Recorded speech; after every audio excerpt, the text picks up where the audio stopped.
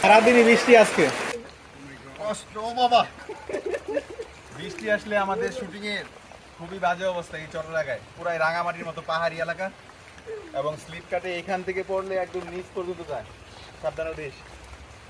যদিও এখানে শুটিং করা আরাম আছে, ভিউটা অনেক সুন্দর চারদিক। এই দেখো বইরা দাও তোমরা। আমরা একটু সরতে বাবা।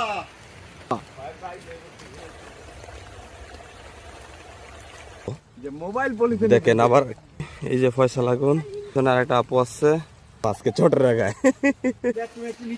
পাকা পেলা রয়েছে শাহিন। ও মাই গড।